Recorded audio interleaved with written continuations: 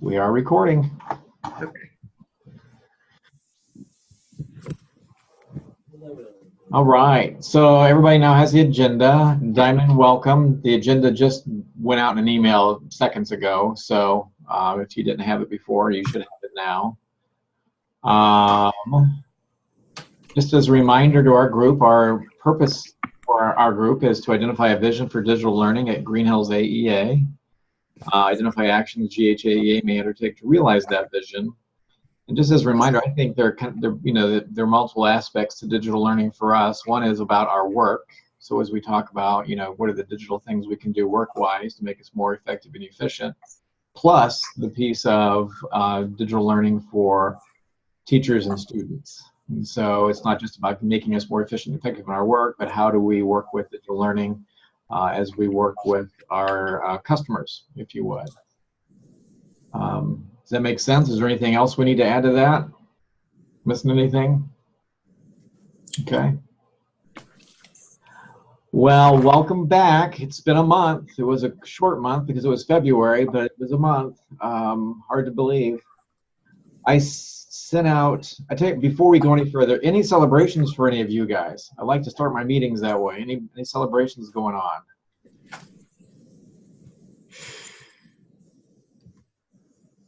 Well, my third son, let's see, I got a text from him yesterday. Dad, I passed my Windows Server class. He's got 2 months to go and he's done with school, DMAC. So he'll be ready to go to the school district somewhere, yes. This is a guy who has moderate ADHD, but has pretty much done this on his own. Pretty much pushes back on mom and dad, says, I got this, which is awesome. So, making it there. Anybody else? We're going on college visits next week, so we're just starting that process. All right. Where are you going? CSU in Boulder and Purdue, West Lafayette, Indiana. Oh, wow. Opposite directions. Well, good luck to you. Yeah, thanks. What do they want to study? Double E with a major in theatrical lighting and sound. Wow. Awesome. Those visits are fun. I hope you enjoy. We'll see. It'll probably change like 3 times. You know how that happens when they get. Yes. I had an aerospace engineering student, my first child, and then after 2 years of doing math, he said, I don't want to do math the rest of my life. Well, then find another major. So he did. Welcome, Cheryl. We're doing celebrations. Anybody else have any other celebrations? I got my taxes done and I don't owe anything. Yay! That's always good. That is good. Well, I'm going to have to cut out here as soon as we're done and run over to my tax preparer and get mine going. So, all right. Well, thanks for sharing your celebrations. Let's jump into our agenda then. Today I thought we would cover, just what are our insights from the National Ed Tech Plan that I sent out over the weekend. If you didn't get it, my apologies. It's linked in our agenda today. The next piece, after we talk about that for a little bit, I'd like us to reflect on what are the whys focusing on digital learning, and we can review our notes from last time. I think if we identify, 3 or 5 big whys, and that would be great. And then if we can get into, what's the vision for us looking to the future. I'm looking for our notes from last time so I can link those in as well. And then current reality, actions, we're not going to get all this done today. We'll begin, but we won't get it all done today.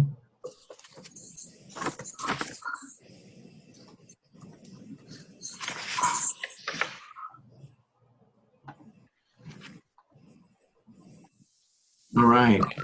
So let's talk about the National Ed Tech Plan piece.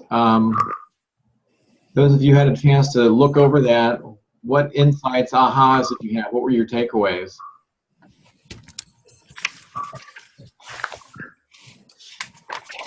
Okay, I think that it talks about blended learning, and I really like the idea of blended learning. I think that's an important piece.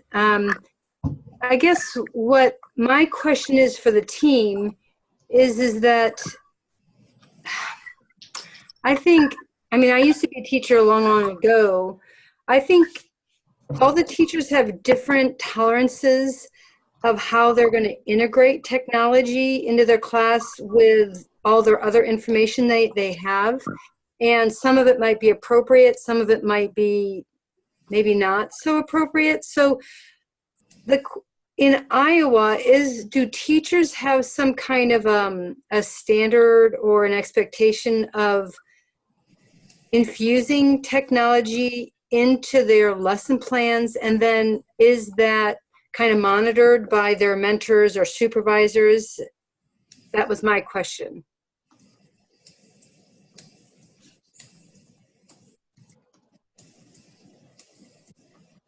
My thought on that is that every district handles that differently. Probably even teacher by teacher differently. Yeah, I would agree. You know, there are things in the Iowa core about technology and use of technology. So, I mean, there's an expectation via the core that you would see it.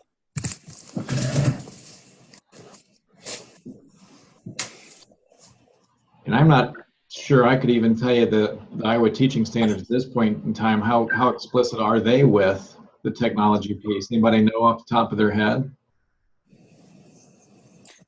I would say no. Yep. I think they struggle to know the literacy ones off the top of their head, but. So then how do we as an AEA help support this diverse group of people supporting our students?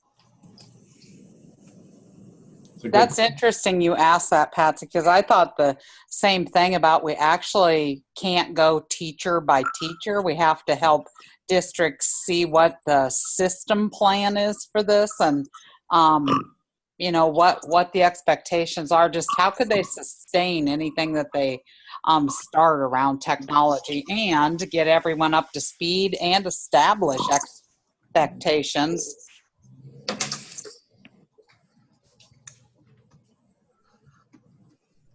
Right. So where does that start, though? I mean, Dave, how do we fit into that? It's a good question. You know, I don't have, there's not an easy answer. You know, I think as Tina was suggesting, you're going to help them district by district. And there are things out there that help them. I mean, one is being to recognize that technology is in Iowa core. And there are expectations there because everybody has those expectations. Outside of that, ISTE, International Society for something technology and education, has standards for teachers, administrators, and so on that probably a lot of them don't know about. But those are tools that could be helpful as well. Tina, I'm curious. I've brought up technology several times via C4K, and it still continues to be kind of, you know, it's everybody else takes care of it. Have you had explicit conversations in your C4K work? The only ones that we're having right now are around how to get content or make content more accessible to people. And so we're developing online modules, but they are aimed at like leadership teams, not at helping them at all understand technology. It's just you know, accessing right now literacy, math, ESSA, everything coming down the pike for them. Right. But it did make me think about the whole Creston project, and I had tried in the past to work with their administration to get an action plan in place, and like, how is this going to happen? And even with the technology right there in the building accessible to them, they ran into so many barriers related to time and people and priorities. And it was almost like we needed to go back and do work around, okay, what do you guys perceive as all these barriers? Are they really barriers? And let's then just take it step by step instead of looking at it so overwhelmingly.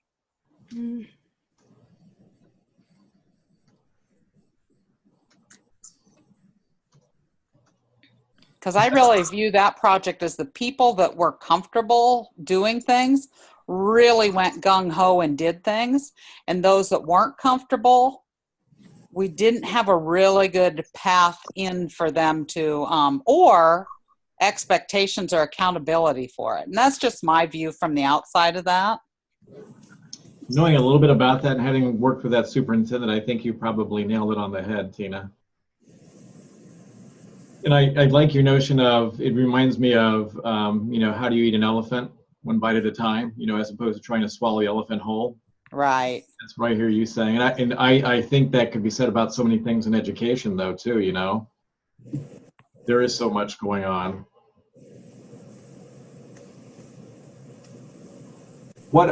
These are all important questions to remember as we move forward, because it's going to be important in our planning. How do we impact the schools as we move forward with this?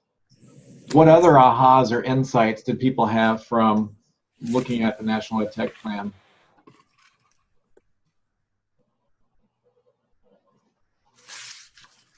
I liked how it gave examples of how you're not just limited to your classroom, as you know, if you're writing a paper, a scientific paper, that you could actually have people who are scientists leaving comments on your work and giving you guidance that way. So you're not just getting instruction from your teacher, you're getting instruction from people who are out in the field and people who are well established and known scientists out in the field.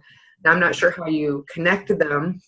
I mean, are you tagging them somehow? And I mean, I'm not sure how they know of your work as a high school student, but I just thought that was really interesting. And I would love to be able to help kids do that. Yeah. To connect further out beyond their small communities or communities. It doesn't have to be a small. Sure, I've seen, yeah, like teacher librarians connect with writers, authors, you know, of the kids are reading, and that's always cool that the kids can actually talk to the authors.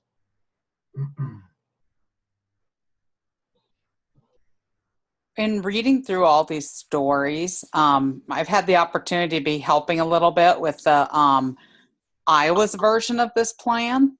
And one thing that has just sort of stood out to me every time I've read these stories is that the Iowa ones in specifically seems to have like a system look. And I keep going back to that, or an administrator that completely buys into this and holds expectations. And I keep thinking it goes back to not just the teachers, but administration having a clear understanding, or at least a leadership team having an understanding of the importance of this work.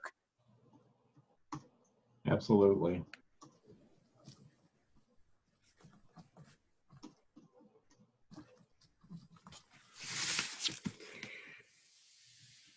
I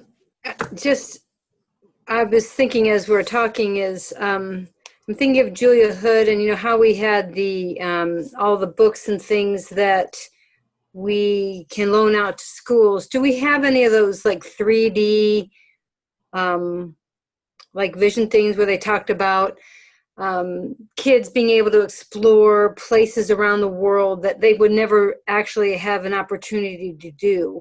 Do we have that ability to give that technology into the hands of schools so that they can maybe start infusing that into lesson plans? Yes. Yes, we do. You want to talk about it, Andy? Oh, yeah. I mean, Julia Hood would be the one to talk to specifically, but I mean, we have virtual reality apparatuses that we can loan to schools. We have AT stuff that can be loaned to schools. Our library has things, but whether all the schools are aware of everything, I don't know, you know, that what they can access. But I know Derek and Andy love that kind of stuff too, so. Every meeting. Yeah. When are we going to get this next thing? Yeah. That's right. What is it? Google Expeditions, the Google goggles, Yep. Google Glass. But yeah, we've had those for a while. And as I understand it, they're checked out through the end of the year typically. They go out pretty quick and stay out, constantly moving between districts. And then there was something I think there's a meeting coming up in the near future about some augmented reality stuff that Julia found and ordered for us. And so trying to make those things available like you're suggesting so schools can try them out rather than having to invest in it for themselves first, you know, and maybe it won't work. But this way they can give it a trial run and see.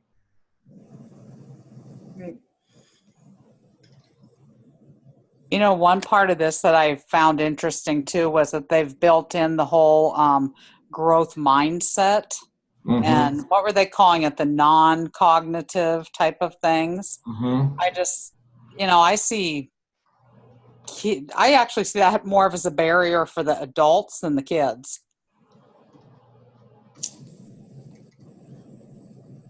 Well, that, I guess, Tina, that's funny you say that, because I started writing comments when I was reading this.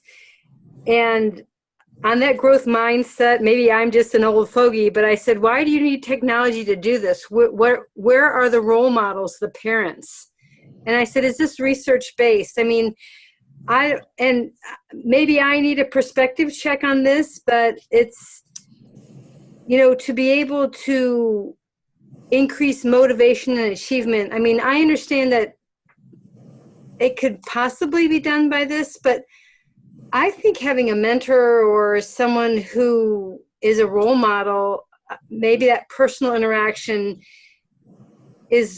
would assist with that growth mindset. So if you could help me understand that better, I'd appreciate it. Well, with kids, the reason I think about that, like, I've read that book and about, you know, how we encourage kids to, instead of saying, oh, you're so smart and things like that, keep trying.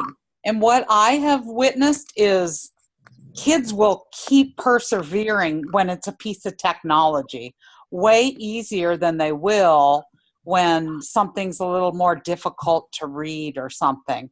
And it almost feels like they're born with it anymore. I was just thinking about that. I'd read this yesterday. Then last night, my husband, who is 60, couldn't get his phone to do something. And my 2.5-year-old granddaughter took it and said, here, Papa, I'll get it. And she actually got it back to where he needed it to be. And I was just like, am I really watching this? But I just see that over and over with kids, is they will just keep persevering. But with adults, if you're trying to teach them something new with technology, it's much tougher. And it's like, oh, I'm too old for this. Do you know what I mean? And I'm sort of making some broad generalizations, but that's just how it feels when I work with teachers or with the kids. So I don't think the technology so much teaches that, but it's just the way they interact with it. Well, and I think maybe it has something to do with that instant feedback. That's a good point, Diamond. You know, you don't have to wait till the next day or until the teacher gives you feedback. You get that automatic, oh no, I did it wrong. Can I figure out how to do it right? It kind of sustains their interest.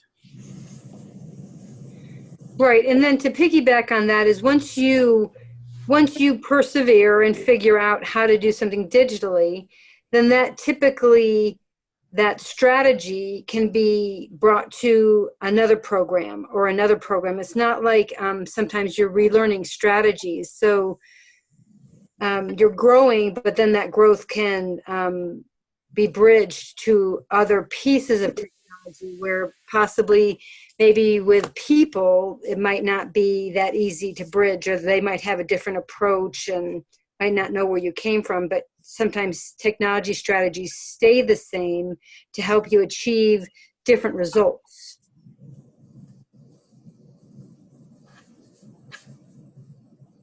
Generalization of it, for sure.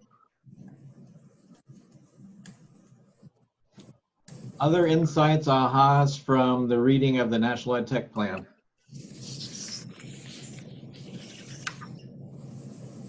Well, one thing that came to mind that I was looking at, been doing a lot of work with kind of this math for all type activities and thinking about how we can support all learners. And looking at the section where it talks about accessibility for all learners, that grabbed my attention. So talking about giving kids multiple means of representation and what that looks like to them, so that they can start to really think about what the math means to them and be able to show that through those different types of technology, and then the multiple means of expression and means of engagement to again, kind of talking about what we were before, stimulating that interest and sustaining that interest. So I thought that was interesting and tied in with a lot of work that I was doing right now. So.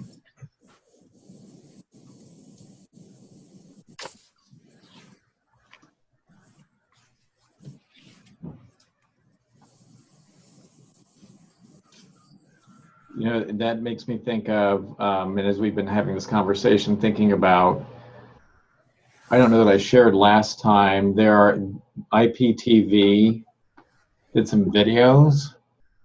I'm involved in this digital learning stuff in several places, and so I forget what I've shared where. I shared the link last time. I see it there now.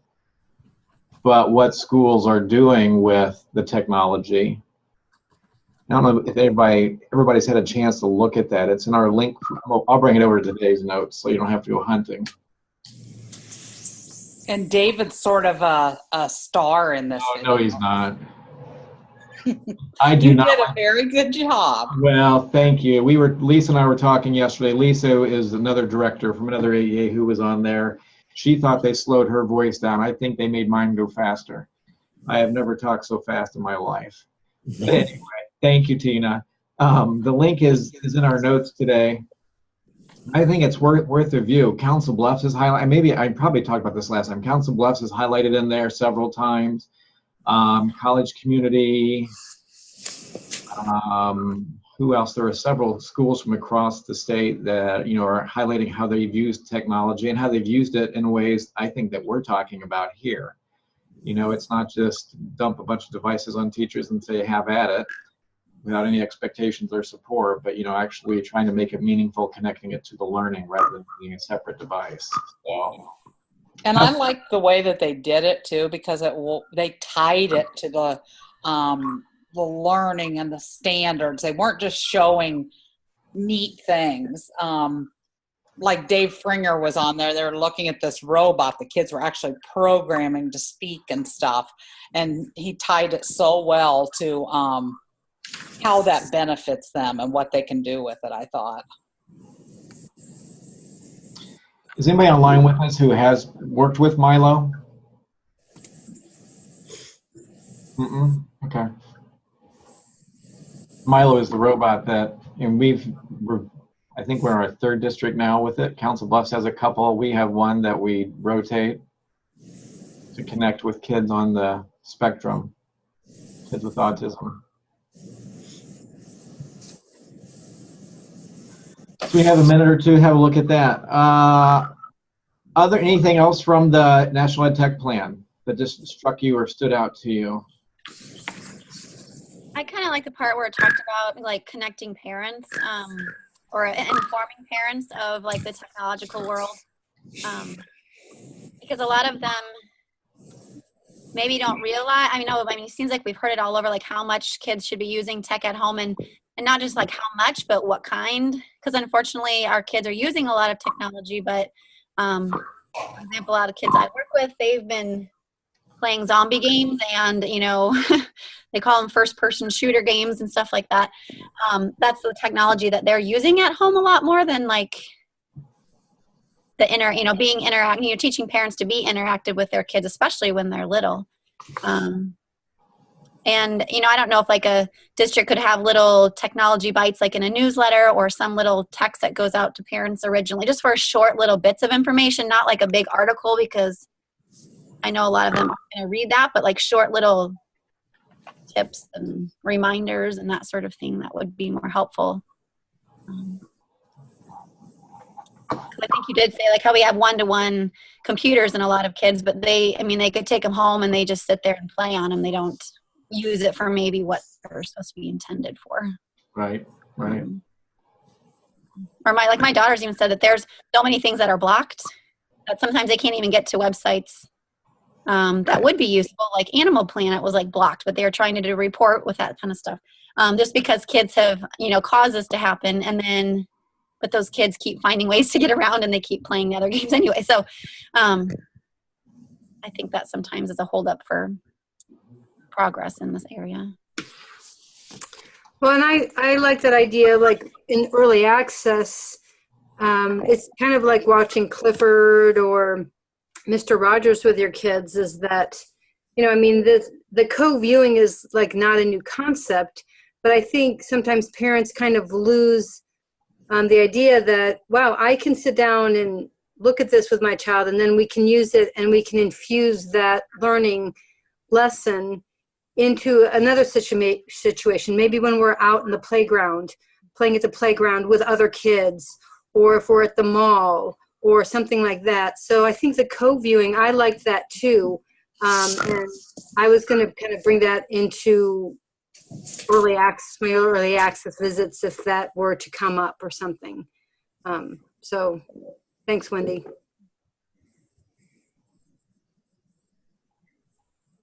Because I think it is important. I mean, I don't know if this is exactly what was on here, but like you said, if there are even little kids, or as they get older too, like as parents know what they're talking about, because like I work with kids who have a lot of communication difficulties, and through my own kids too, I've been able to keep up on like what cartoons are popular, or what Clifford might do, or what some of Clifford's friends, who they are. And so when a student, maybe they can't come up with a name, or maybe you can't understand it, like as long as I know kind of what they're talking about, I can fill in the gaps, or I can add on to what they're trying to bring up. But if the kids are just watching it by themselves, the parent or teachers or whoever, they can't expand on those kids without having that other knowledge too. Like, I don't know if that makes sense, but like for communication to go back and forth, I think the interaction is the huge part. It's not just putting kids in front of something to watch, but then they have to be able to communicate about it. Right, talk about it. Absolutely.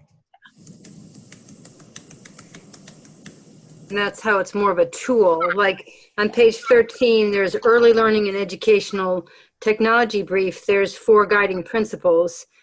I mean, I personally agree with 1, 2, and 4. I'm not sure about 3, but the first one is it can be a tool for learning. And I think it's the ability to access, instructors from Australia or whatever, or to see animals from another planet, but then also to help springboard that information into what you're doing real life.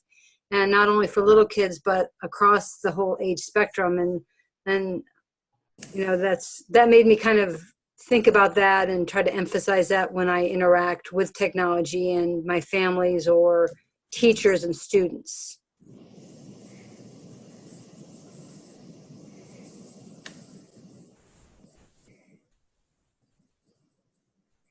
Yeah, I like that. Lane Pluggy once said to me, I see technology kind of like the old Encyclopedia Britannica you could buy at the grocery store or something. Not everybody could get them, but if you had them, you had access to more information. He said technology is like that. To some degree, he's right. If you don't have the technology, you don't have access to the same amount of information as others. So anything else as we close out this piece of reflecting on the National Ed Tech Plan?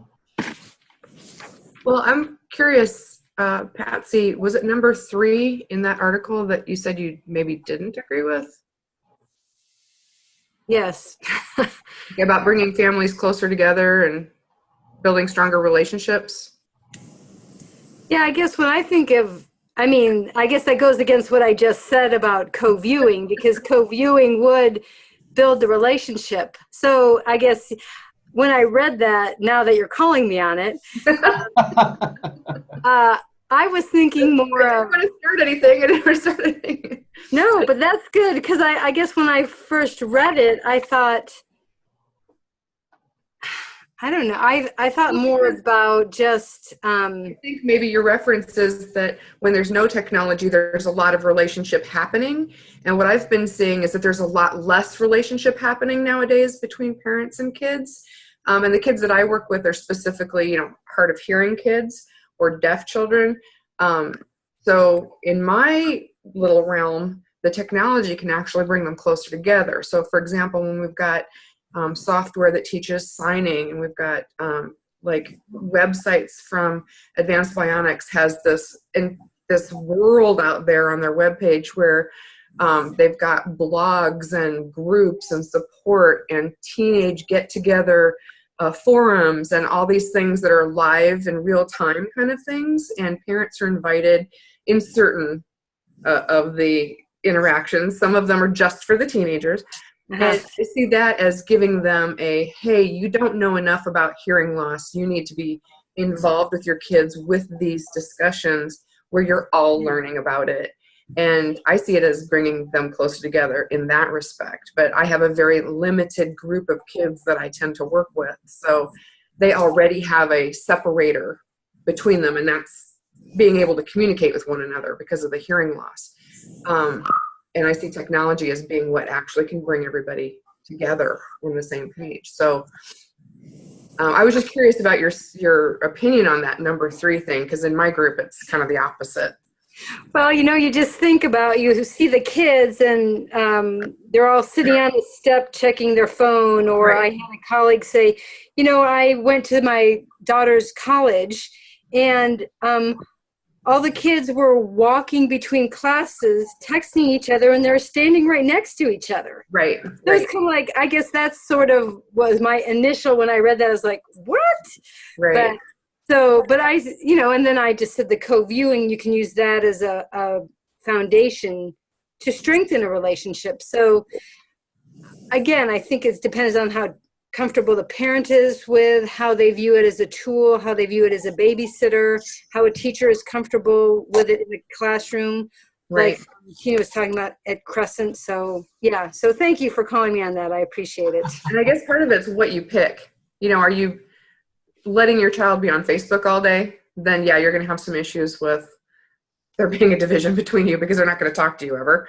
And they're going to try to hide things because there are things that happen on Facebook that kids don't want their parents to know about. But then if you go more toward the educational technology, then that's what I'm talking about, is more that aspect of it, less the social media and more of the educational technology. And I know they're both out there and they're both going to be used. As long as they're accessible, we do need to address both of them. But yeah, so I've got mixed feelings on it too. Thanks a lot. Sorry. Babysitter or not, reminds me of conversations about TV. How do you use TV, period? When Right. Mm-hmm. Do you sit for 6 hours and vegetate to Netflix, or do you look at something educational that you can talk about and discuss? You direct your kids to the Blue Planet, which is where I've been with one of my kids this week. And it's an awesome interaction for the two of us. We can watch this on BBC, and have conversations about the impact of how the coral reefs are dying because of climate change and those kinds of things. So yeah, it really depends on how you use it, if you use it mindfully or not. All right, I'm going to move us to the next item here. Thanks for sharing your thoughts and feelings about that, and go to, we started talking about the why last time. I'd like to continue that this time and see if we can nail down what is the why for Green Hills AEA. I want to stop though and just have I've got you up in gallery view so I can see everybody but Tina. Tina's taking notes though. I'm just curious, are all of you of the opinion that we do need to pursue digital learning as an AEA? I assume you are because you're here, but I thought I would just ask the question explicitly. Oh, definitely. Wait, are you talking about just us as a Green Hills AEA agency, or how we are interacting with our schools and districts? All the above. So digital learning for us as an agency to help us with our work, and digital learning as we work with our districts and help them use digital tools. That's a yes. I saw some nods. Tina's typed in yes. Okay. I assume so. I thought I would just make it explicit and put it out there. All right. So if we could just review the notes real quick from last time about the why, I would like to start to nail down what are our big, what's driving us to do this? And I want to hear your voices on that. Last time I shared, Council Bluffs had their 5 big whys. Ended up with like 8 items, I think, under what are our whys. If we could, just refine that down to, 3 to 5 whys, that'd be great. Look at those.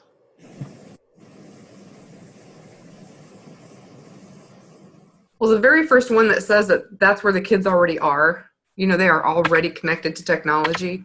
I think that's our biggest in right there. I mean, there's no trying to convince, there's no trying to get people on board. Kids are already on board. It's the teachers that we have to really step up. Tina, you just copying those over? I was trying to decide if that was, we're looking at 5B. Yep, I think so. I think I Okay. saw that's where you are. Yep. Do you want me to grab those and put them back in our notes for today? Just bring them over and we can just.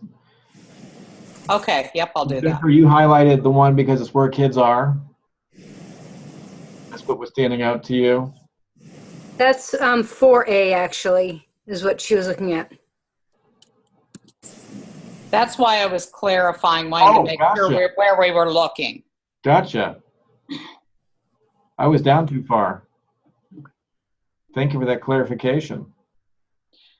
But is 5B though what we had the discussion around? So when we talked about all that other stuff, here's what we sort of got to on 5B. Right. What we saw were ours. Right. Oh, I was in the wrong spot. Sorry. Well, you're fine. Oh, no, that's okay. Yeah. But that kind of does relate to item B7 there. You know, it's preparing kids and teachers, but the kids are kind of preparing themselves already.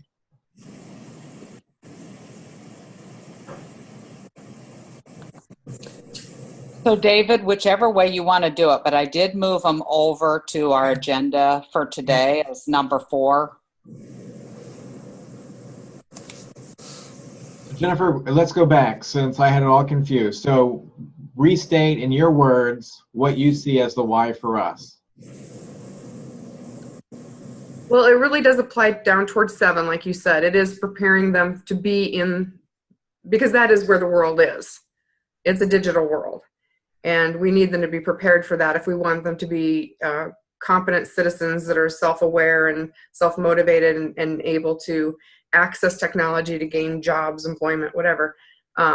They're already headed that direction. So we don't have to convince them to get on board with that. That's where they're headed, but we have to refine it so that they're prepared when they graduate. So I hear you advocating for G there.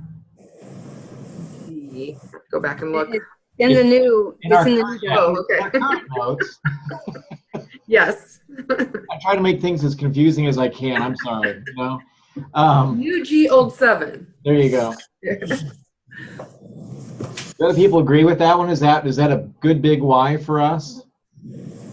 Yes. I'm kind of thinking the same thing, Yeah. that they're already, like you said, they're already using it, but now we just want to make sure that they're using it for the best reasons or in the best way. Like you said, it's a tool thing. It's not the answer to all of our problems, but we might as well, it's there. We might as well use it to the best of our ability. I would change the word we to they, though. Preparing kids and teachers for the world they live in. The new normal. We got nods on that. Anybody got thumbs down? We're all good? Okay.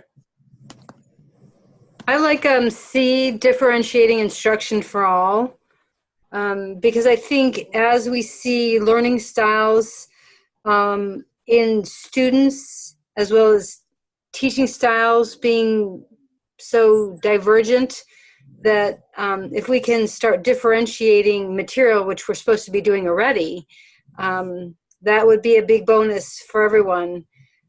Especially for the teachers, because some do feel more comfortable. And when, I guess, the other comment I have with the differentiating instruction for all is I see that not only for teachers giving it to students, but maybe us helping differentiate our instruction to teachers so that they do feel more comfortable.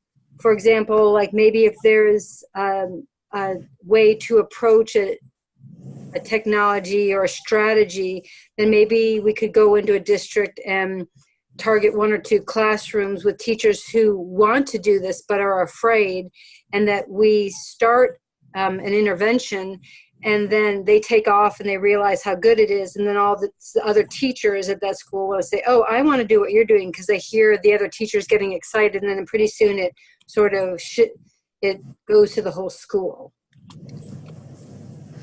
I think it's a matter of doing what we preach. I was at Wilson Junior High yesterday and trying to use some of my differentiated instruction as they have a new student with muscular dystrophy, and nobody's there had ever been instructed in the use of a Hoyer lift. So I sent them a YouTube video to watch before I came, and they were expected to watch that. We reviewed the YouTube video. It was only 8 minutes. They had an instructional sheet that matched the instructions on the YouTube video, and then we brought the Hoyer lift in, and we all trialed it. So they got to take up either they were riding in the Hoyer lift, or they were operating the Hoyer lift, or they were operating the chair. They all had a chance to practice, so they got all sorts of differentiated instruction. So we were modeling what we're asking teachers to do, or hopefully modeling what we were asking teachers to do. So is C1 we're highlighting? Do we have nods on that one? Anybody think it needs to be tweaked anyway? I threw in the language about teachers. That makes perfect sense. I also took a stab at combining A, B, and H. Good. And I put it in the little I that was moved over. Yeah, Tina, I like that. Yeah, I was just thinking of the same basic ideas. I was combining A and B. If you're going to increase learning for all, then that kind of corresponds with increasing that equal opportunities with it. And then as putting it in the equality goes with the equal opportunities for it. So Tina, as you were typing it, I'm like, yeah, that's exactly what I was thinking. Great. I've got a little bit of a question for that equal opportunity thing. In some areas, it is equal opportunity when they go home because they've got their own Chromebooks, etc. I don't know, are they allowed to take them home in most places? And B, do most places have like a Cox wireless that kind of envelops the city?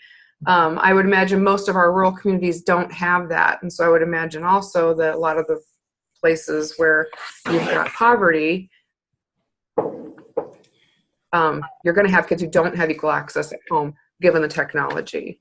So that creates actually disequity or inequity, I guess the right word would be, for those communities.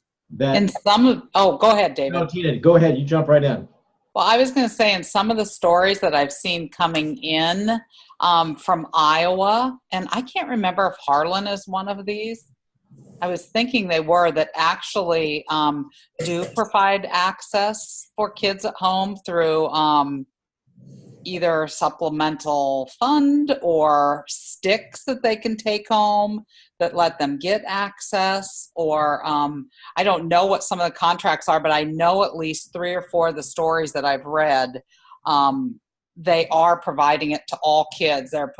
Some are putting it on access on their buses, for the ride, but not just the access, but I don't know of any schools that have the one-to-one that don't allow the kids to take them home.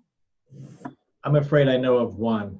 Of one, okay. It's sad, but it's just one. So, yeah, and looking at the IPTV video, Council Bluffs was highlighted because they're working with different community organizations, and they're installing Wi-Fi, starting in the low SES areas. And I will tell you, I think that's probably kudos to Dave Fringer, their CTO, Chief Technology Officer, who's driving that work. But things like that, so equity for me, that's right. That's where I live. I would love to see that. I think the EA could be a voice for that in Southwest Iowa in terms of working with organizations to get access throughout the community. And I love that bus story too, Tina. That one I keep going back to. Yeah. And I know locally, here in Nebraska anyway, they had some plans where if you show that you qualify for X, Y, or Z poverty-wise, that you can get Cox Cable internet for $10 a month. But still, there are families that can't afford that. So there's still going to be those families. But if we had a way to, I mean, a voice in helping get that access to kids, that would be a great way for us to use some resources as well. Absolutely. And I can tell you that the digital learning plan at the state level that Tina and I are a part of, that work, that's going to be a big recommendation that comes out of there, is just equity of access, because they talk about this digital divide, and they talk about it in the National Ed Tech Plan, that the digital divide is kids having access wherever they go. Some have it, some don't. My kids have too much access. Well, along with that, over here on the far east side,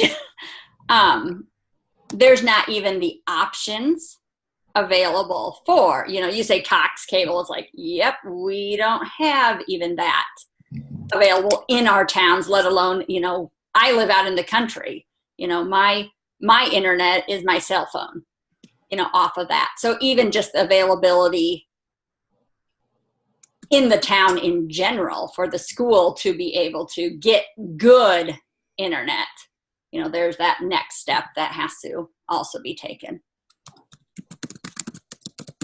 I know I asked my girls, they're in like 6th and 8th grade. I asked them, what they liked about their technology and stuff like that at school. And slow internet was the biggest problem. Because even in a class, when you have, 25 kids trying to use a site or trying to do something all at once, I know they've been frustrated with, then you don't get anything done in the class if 3 kids can't get on, or, then someone has trouble. And just the slow internet was so, I know they want instant gratification too, but the slow internet, even though we have it, it was just slow. I was trying to combine again. Good. Wondering if we would lose anything if D and E were collapsed. Because when we say creative collaborations, I'm really hoping that we don't have to be quite so creative, that it becomes everyday practice, and they're just powerful collaborations. But maybe that's taking away some thinking from someone.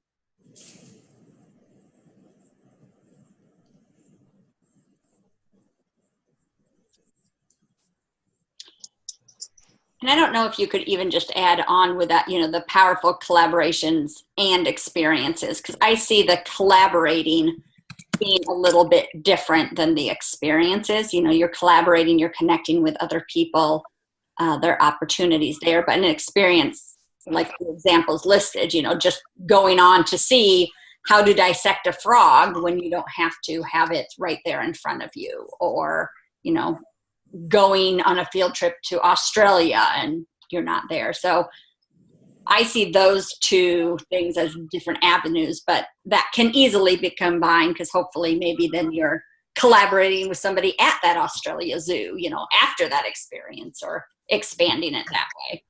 Yeah, that's a great suggestion. But what about creative expression?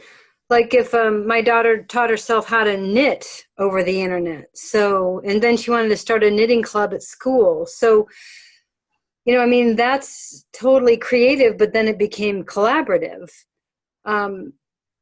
So the individual learning doesn't necessarily have to always be collaborative.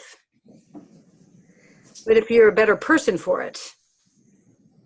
So I'm going back to thinking about our whys,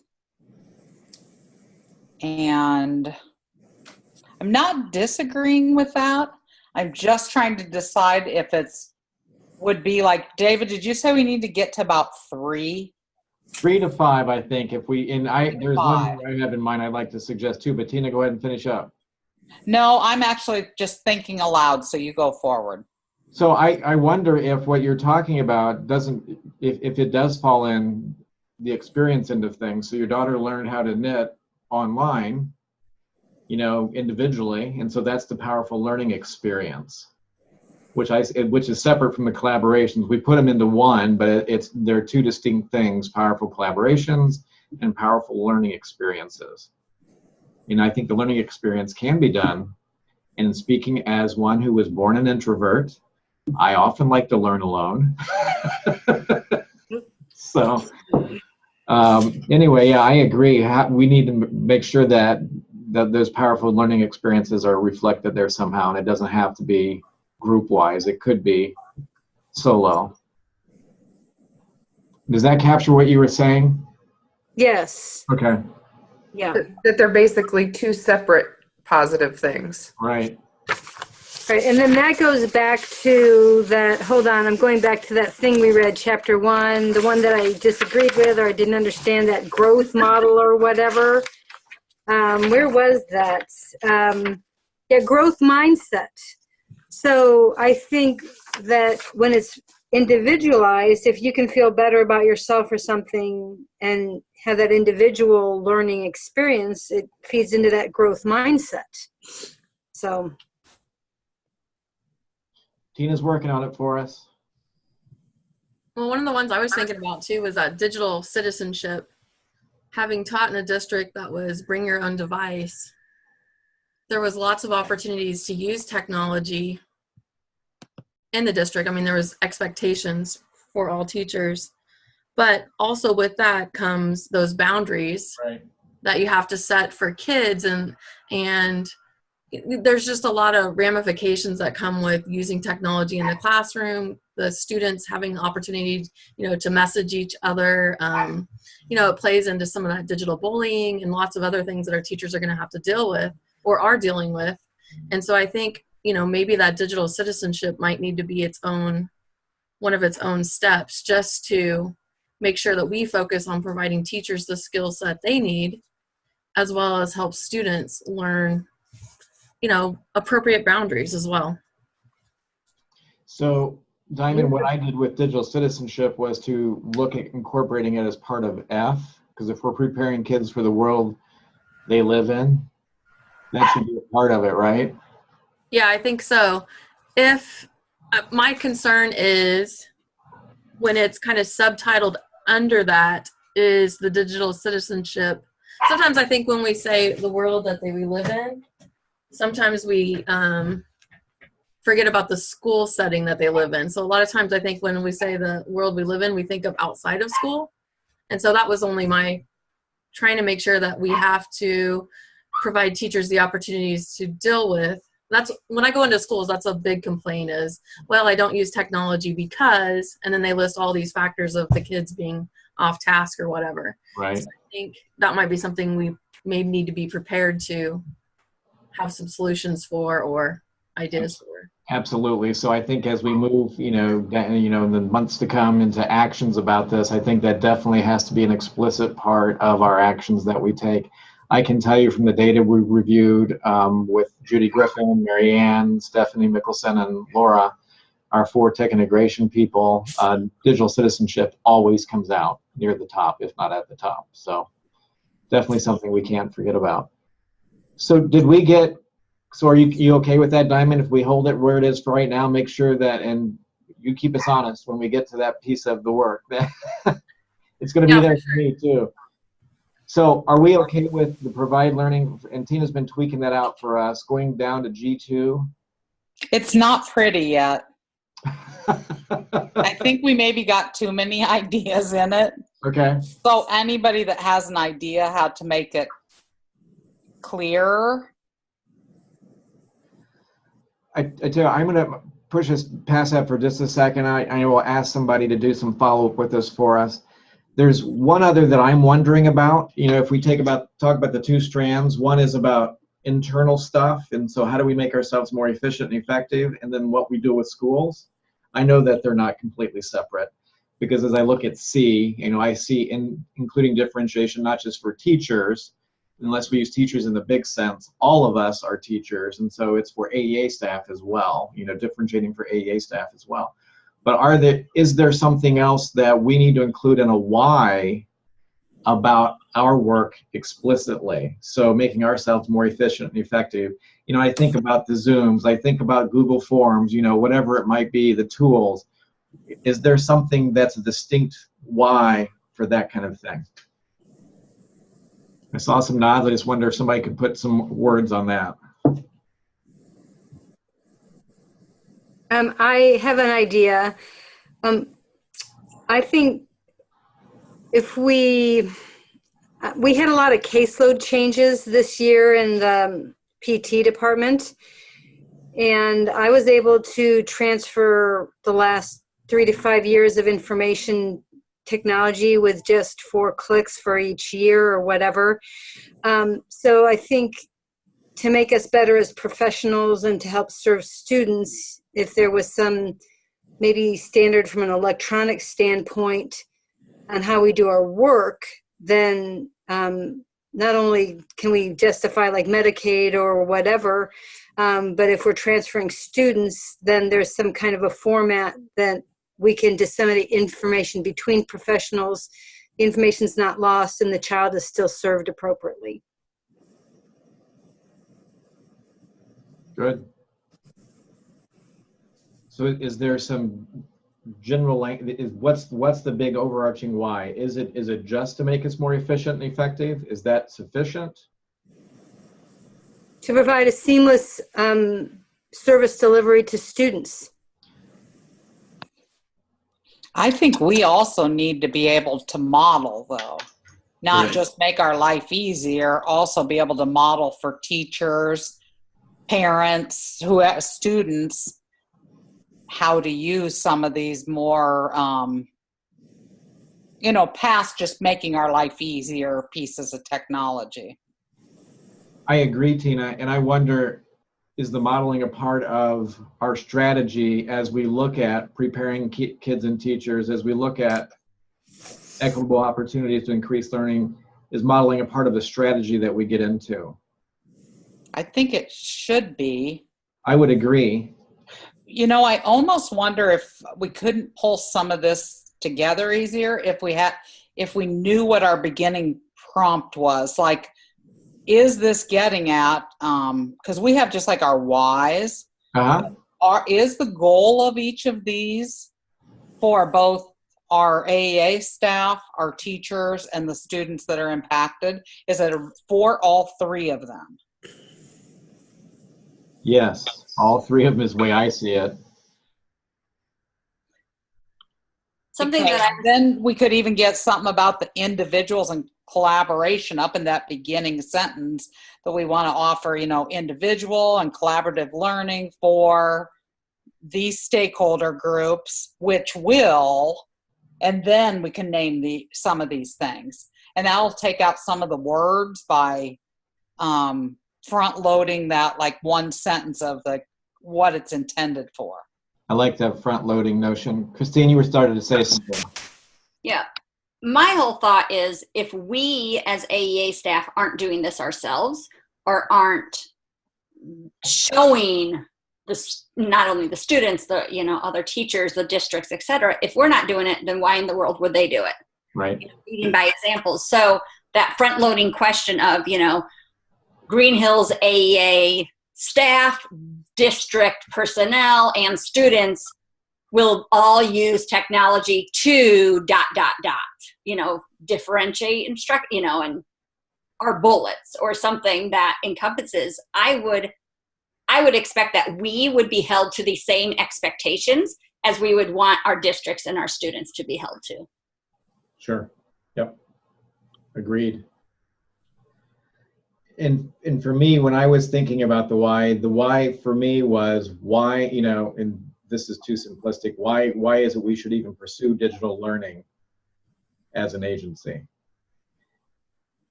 That was where I was coming from.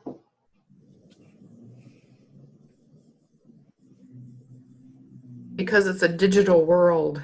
I think that's what we're exploring in these different whys. And I believe this meeting was scheduled for an hour, and we are at 1:05 now. And so I want to honor everybody's time. I'm sure everybody's got things they need to do. So I'm wondering if 1 or 2 people would be willing to play with the language on this between now and our next meeting. I'll do a doodle and find a time a month out that works for the majority of the group. We have a couple of volunteers who'd be willing to wordsmith this and get us down to what are those driving whys behind why we're after this. I can work on it. I'll work with Tina. Thanks, Andy. Tina and Andy, anybody else? what's the appropriate wait time again? I don't know, online. I'm just watching people. All right. I was going to say I can help out as well if we're All right. bouncing ideas. Tina, would you be willing to take point and polling Christine and Andy? Yep. Perfect. Thank you. All right. Anything else for the good of the order before we wrap up? Tina, Andy, Christine, you got your charge? Yep. Got it. All right. Anything else?